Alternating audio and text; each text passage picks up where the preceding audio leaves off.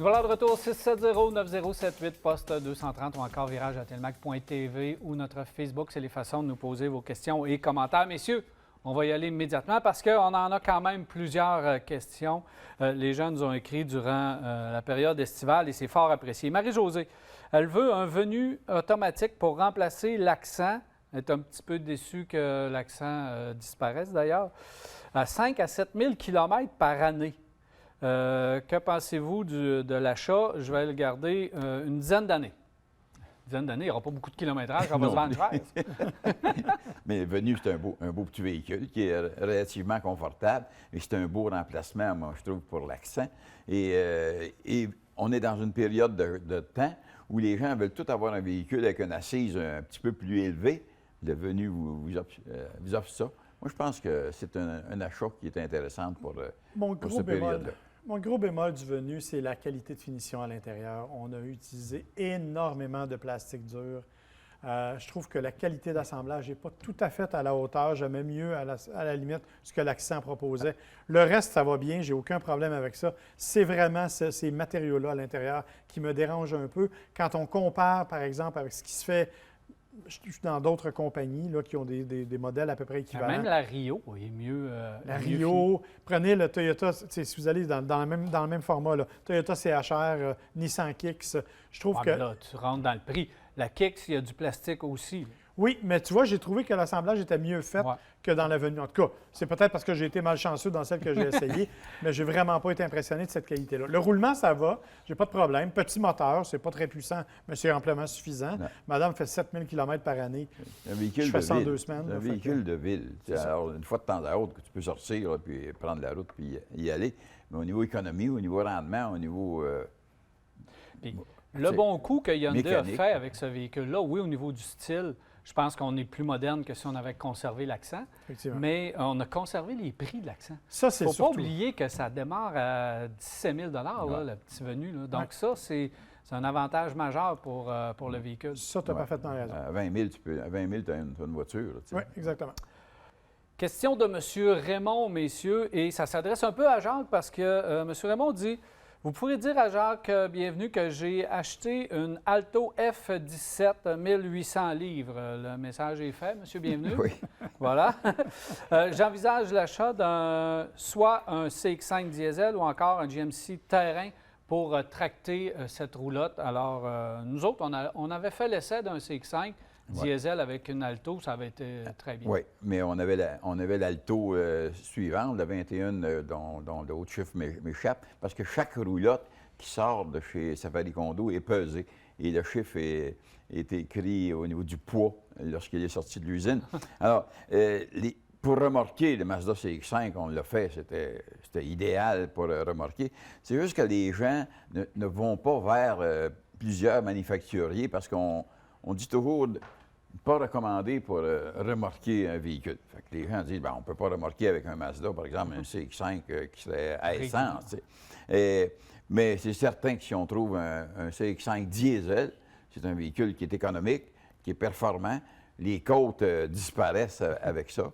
Et l'équivalent, si on y va aussi avec le GM. Alors, le GM avec le 2 litres a fait un bon travail. Ça fait un très bon travail. J'avais remorqué aussi, on avait une roulotte, je crois une Airstream, lorsqu'on a fait l'essai, fait un très, très bon travail. La seule petite chose du GMC terrain, c'est qu'à l'extérieur, pas à l'intérieur du véhicule, mais à l'extérieur du véhicule, on entend un peu plus le moteur, mais c'est tout. Le problème, en fait, le mot-clé dans la phrase de Jacques, c'est « si vous trouvez un CX-5 ». Parce que les CX-5 diesel, c'est une rareté... il n'y en a presque pas, donc je pense que c'est un excellent choix. Il s'agit de réussir à mettre la main sur un. Oui. C'est qu'au tout début, quand Mazda a lancé le CX-5 diesel, Mazda eux-mêmes n'y croyaient pas à leur véhicule. Alors, ça ne se vendait pas au tout début. Mais immédiatement, ils sont apparus et rapidement, c'est disparu parce que les gens qui ont été les essayer ont découvert quelque chose de drôlement intéressant parce que ça existe en Europe et ça fait un travail extraordinaire. Alors, c'est aussi bien par ici. Les deux véhicules, pour répondre à votre question, clairement, les deux véhicules vont faire le travail. Les deux ont une très bonne garantie, d'ailleurs. Alors, ce n'est pas inquiétant de ce côté-là. Madame Carole, elle hésite entre un Q7, Q8, X5 ou GLA de Mercedes en location. Elle veut du plaisir de conduire 18 000 km par année, moitié route, moitié ville. Paul, c'est pas facile de se tromper, là. Non, c'est effectivement. Là, honnêtement, sauf que, bon, entre le Q7 et le Q8, il y a quand même un monde de différence. On s'entend, là. Le Q8 est beaucoup plus Moderne, sportif, beaucoup plus moderne, beaucoup plus dynamique. Ouais. Moi, personnellement, c'est un de mes véhicules préférés chez Audi. Q8 qui partage la plateforme avec Lamborghini, d'ailleurs, avec l'Urus. Donc, on parle vraiment d'un véhicule qui est, au niveau performance, au niveau dynamique, au niveau plaisir de conduite, qui a une coche au-dessus des autres, à mon avis. Mais comme tu dis... X5, là, c'est dur à battre au niveau du plaisir de conduire uniquement. C'est ça. Ils ont un programme de location, je pense, qui est le plus agressif du segment. Le GLE, moi, je transférerais peut-être avec le GLE pour être équivalent du Q8, le Sport. Il y a un GLE Sport, un peu plus sport. Là, on va aller chercher quelque chose d'assez intéressant. Mais allez faire l'essai des véhicules que vous voyez là et d'entrée de jeu, vous allez choisir votre véhicule, vous allez bien vous sentir parce que c'est tous des véhicules qui sont recommandables et qui sont surtout agréables à conduire. Puis en location, il n'y a pas beaucoup de risques parce que les garanties vont couvrir la totalité de la location. Mur à mur. Donc, on ne parle pas ici de fiabilité. On cherche encore GX, un Buick encore GX. Je le loue ou je l'achète? Oh! Ouf, la bonne question. Moi, je le louerais si je veux vraiment acheter. Parce que c'est des véhicules qui sont peut-être à la fin de leur vie, là, ce modèle-là. Mais c'est un bon petit véhicule. Quoique le GX, attention, le GX, c'est le plus grand. C'est celui qu'on vient avec lequel il vient d'arriver, qui partage la plateforme avec le Trailblazer, entre autres. Donc, c'est un nouveau véhicule. Je le louerais quand même, parce que j'ai tendance à être un petit peu prudent sur ce genre de choses-là, mais oui. Écoutez, ils ne se sont pas aidés avec le encore régulier où on a eu des problèmes de moteur, ils ont eu des problèmes ici et là. La valeur de revente a chuté drastiquement. C'est ce qui me fait aller vers la location, mais j'ai beaucoup aimé rouler le encore GX. Ça n'a rien à voir avec le encore régulier. L'espace, l'insonorisation, le comportement du véhicule. Moi, je l'ai aimé, là, encore GX. Je n'ai pas de problème à le recommander. Idéalement, le louer. Si vous l'achetez, ça ne me dérange pas plus qu'il faut. Autre question, Nissan Leaf ou Hyundai Ioniq? Hey, on n'en parle-tu pas souvent de la Ioniq? Pourtant, elle est là. Long terme, 10 ans, je veux la garder 10 ans pour la rentabiliser. Donc, ça doit être fiable. Les deux vont être fiables. Hein? Nissan Leaf est plus fiable que la Ioniq. Ioniq électriques ont eu quelques problèmes.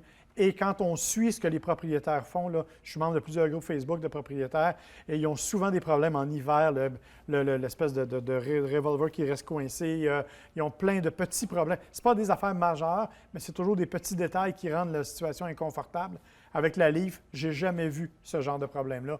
Moi, j'irais vers la Leaf. Pour une la durée... Leaf Plus, par exemple? Leaf Plus, oui, de la Leaf Plus, parce que l'autre est à 240 km. Oui, c'est ça. Mais effectivement, Leaf Plus, à mon avis, pour 10 ans, vous allez être plus en sécurité. Plus en sécurité, avec la e-pédale. Ça, c'est bien important. Absolument.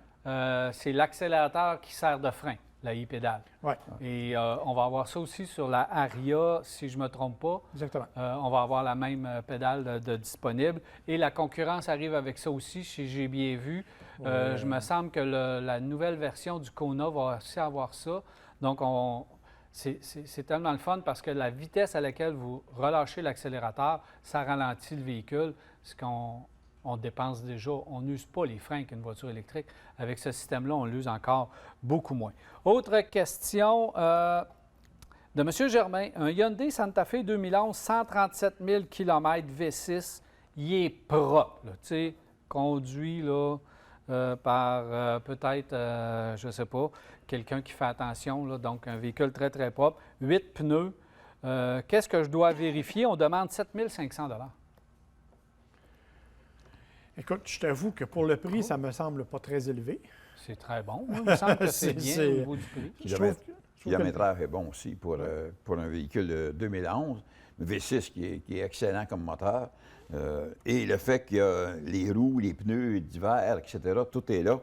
Ben, quelqu'un qui a 7 000 piastres, c'est parti. t'es en voiture pour l'hiver. Puis il n'y a pas de gros problèmes connus, à ce que je sache, avec le Santa Fe de ces époques-là. Et les carrosseries restent belles, en général. La carrosserie reste belle. La motorisation, le V6, comme Jacques l'a dit, est correct. Un peu gourmand, je te dirais, là, plus que ce que Hyundai voulait bien nous faire savoir. Mais honnêtement, à ma connaissance, il n'y a pas de problème majeur avec le Santa Fe. À vérifier les freins. Moi, je ferais toujours, vérifier les freins. Suspension, on a des freins qui usent un peu vite, qui ont tendance à rouiller. Donc, on fait vérifier freins et suspension. Si tout est beau de ce côté-là, amusez-vous avec votre nouveau Santa Fe. Merci, messieurs. Hey, merci beaucoup. Fort apprécié pour cette première émission. Super. Bon retour. On lance la saison, puis on se revoit la semaine prochaine. À la prochaine. Ouais, merci. Alors, voilà, c'est déjà tout pour Virage. J'espère que vous avez apprécié. On se reparle la semaine prochaine, mardi soir, 21h30, pour un autre Virage. Bonne soirée. Cette émission vous a été présentée par les Centres d'inspection technique CAA Québec.